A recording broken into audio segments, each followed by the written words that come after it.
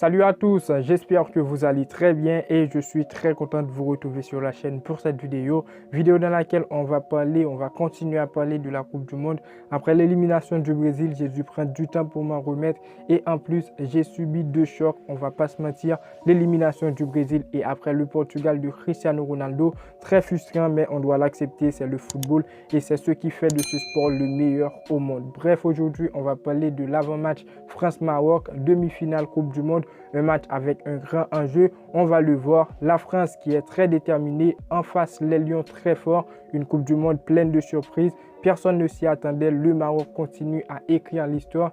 Dans cette vidéo, on va voir l'enjeu du match, l'état de forme des deux équipes, leur 11 probable, parce que moi je ne vais pas donner mon 11 type. On va analyser leur 11 probable, mon point de vue sur le match et on va terminer comme d'habitude avec la partie pronostic qui sera pas grande. Alors tout simplement, n'hésitez pas à donner vos avis dans les commentaires, à me dire ce que vous pensez de la vidéo, qui va gagner selon vous et surtout n'oubliez pas le pouce bleu pour me dire que vous appréciez le travail. Restez jusqu'à la fin, on est parti.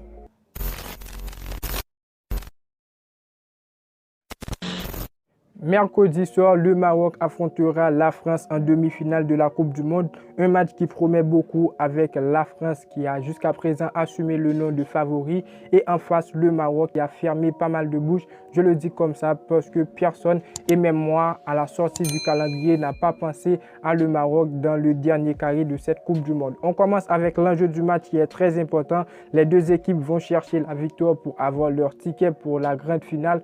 Le Maroc, jusqu'à présent, est parmi les meilleures équipes de cette Coupe du Monde. Un système de jeu incroyable, des joueurs qui font peur, on va en revenir. Et lors des matchs, pas besoin de chercher pour voir que ce groupe a un très grand rêve et se bat pour le réaliser. En face, la France reste le favori en ce qui concerne les joueurs. Presque tous les joueurs français sont comme sur la scène européenne. Kylian Mbappé, qui est actuellement le meilleur buteur de la compétition. De son côté, Olivier Giroud, qui est en feu, mais la motivation reste le même pour les deux équipes. Voyons l'état de forme. On commence avec la France. Pour la France, l'équipe a réussi à rejoindre le dernier carré grâce à sa victoire contre l'Angleterre dans un match qu'ils n'ont pas vraiment maîtrisé, mais les Bleus ont fait la différence, ce qui était très important sur un but de Tchouaméni. Après, ils ont souffert avant de concéder l'égalisation sur pénalité, mais grâce à leur force, Olivier Giroud a trouvé une possibilité qu'il n'a pas échappé pour valider le ticket. Donc, il faut savoir que c'est le succès qui a été le plus difficile pour la France. Lors du premier tour, les Bleus avaient plutôt bien débuté avec une victoire 4-1 contre l'Australie.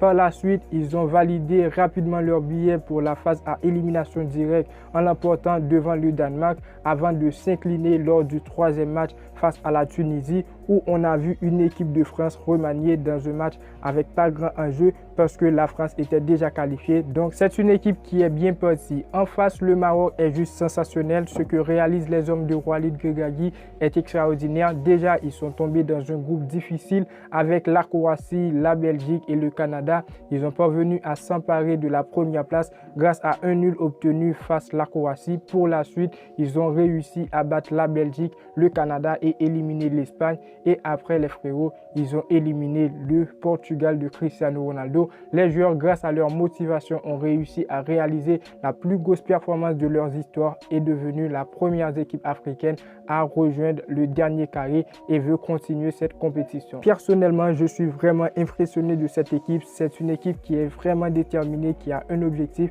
qui n'a pas peur de rien les frérots. C'est une équipe, cette équipe de Maroc est extraordinaire. On a le 11 probable de la France, on va le voir, et aussi celui du Maroc. Comme je l'ai dit au début de la vidéo, je ne voulais pas donner mon 11, je ne connais pas beaucoup de leur sélection. Donc si vous êtes marocain ou français, donnez vos avis dans les commentaires, c'est très important. Et avec ça, je peux les comparer avec mon avis et voir si j'ai tort ou encore raison. Alors jusqu'à présent, je suis tranquille les frérots. N'hésitez pas à donner vos avis, ça me ferait grave plaisir. Et aussi, je vais apprendre un peu quels joueurs doivent être titulaires et quels joueurs ne pas accepter dans leur 11. Pour la France, on commence déjà au but avec Hugo Lloris qui a joué un très bon match face à l'Angleterre. C'est le gardien numéro 1 et depuis le début de la compétition, il est à la hauteur malgré les frérots. Il fait mal, mais bon, c'est le gardien numéro 1. Dans la charnière centrale, Raphaël Varane et Upamecano qui ont pas mal souffert derrière. Mais bon, c'est la charnière exacte, la charnière extraordinaire pour tenir cette équipe marocaine. En latéral, Hernandez qui reste titulaire à gauche et Koundé à droite. Au milieu de terrain, le trio extraordinaire, Tchouaméni, Rabiot, Griezmann, le trio parfait. Tchouaméni, j'ai l'impression qu'il joue sa 100e Coupe du Monde tellement le joueur, il est incroyable, il est tranquille, il est à l'aise. Deschamps a fait le bon choix. D'ailleurs, je compte faire une vidéo pour parler de la Coupe du Monde des joueurs du Real Madrid.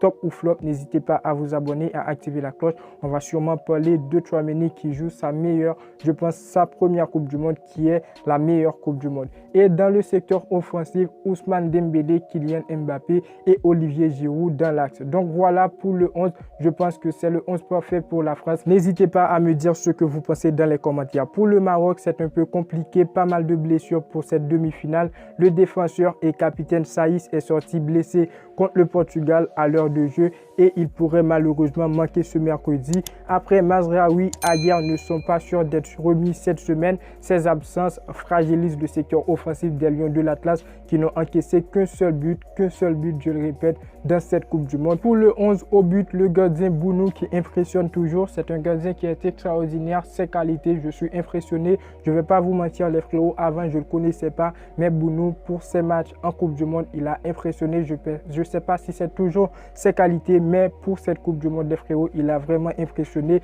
Dans la charnière centrale, on pourrait retrouver Dari et Al-Rami et en latéral, Hakimi et Atia Salah qui a montré de très bons jeux face au Portugal. À voir si Mazraoui et Aguerd seront de retour. Au milieu de terrain, Amrabat qui joue une très bonne Coupe du Monde accompagné d'Ounahi et d'Amalai. Et dans le secteur offensif, on retrouve Ziyech, Nesri et Boufal. Alors les frérots, je pense que cette rencontre, c'est la rencontre pour l'histoire, tout simplement, je l'appelle comme ça, la rencontre pour l'histoire. Le Maroc va devoir impressionner la France et la France va chercher à impressionner le Maroc parce que pour l'instant, je ne peux pas dire que la France est favori ou le Maroc est favori. Pour moi, c'est un match qui sera 50-50 parce que les frérots, le Maroc impressionne. Le Maroc, c'est l'équipe africaine qui nous a surpris pour cette Coupe du Monde et qui rêve d'aller beaucoup plus loin et même gagner ce titre. Alors pour mon avis déjà, comment je vois ce match? Je vois un match avec beaucoup de panique, très compliqué pour les deux côtés. Déjà Kylian Mbappé qui sera en face Hakimi accompagné de Atia Salah. Je pense que c'est la meilleure défense, la meilleure paire latéraux pour cette Coupe du Monde. Il continue à impressionner et quand on voit le Maroc qui joue son bloc bas, les frérots, c'est une équipe qui est extraordinaire. Dès que ça parle de marquer, lorsqu'il marque un but, c'est difficile d'encaisser un but, on l'a vu. Depuis le début de la compétition, le Maroc a encaissé un seul but, un but marqué contre son camp. Alors je trouve que Bounoun, il fait le travail parfaitement et après on a une équipe marocaine qui est vraiment défensive. Si le Maroc réussit à marquer en premier, ce serait difficile, très difficile pour cette équipe française. Du côté de la France, on a des joueurs, ils ont des joueurs très déterminés, des joueurs capables, des joueurs qui peuvent faire mal. On a Kylian Mbappé qui peut marquer malgré les frérots face à l'Angleterre. Kylian Mbappé, il n'a pas vraiment été libre parce que les joueurs ont un plan anti-Mbappé et c'est là qui cause problème. Je ne pense pas que le Maroc, ils ont un plan d'anti-Mbappé parce que ça cause problème. Quand on a 3 à 4 joueurs sur Kylian Mbappé, les autres joueurs sont libres et c'est là que Olivier Giroud, il va faire mal. Ce serait un très bon match à mon avis. N'hésitez pas à me dire ce que vous pensez dans les commentaires. On passe à la partie pronostic. C'est juste un match qui sera très difficile, un match qui sera très serré pour les deux équipes. Je ne vais pas me pencher sur une équipe pour donner un score exact, mais je vois ce match terminé, les frérots. Je vois ce match terminé sur une séance de tir au but. Alors, on a Hugo Lloris et Bounoun qui sera en jeu. Eux, ils vont devoir savoir quoi faire pour leurs équipes. Alors n'hésitez pas les frérots à donner vos avis dans les commentaires, c'est très important. N'oubliez pas de me donner vos pronos, ça me ferait grave plaisir, je pourrais les lire. Et surtout n'oubliez pas le pouce bleu pour me dire que vous appréciez le travail. Abonnez-vous, activez la cloche, c'est très important. Et moi je vous dis à très bientôt pour une toute nouvelle vidéo. Ciao, ciao.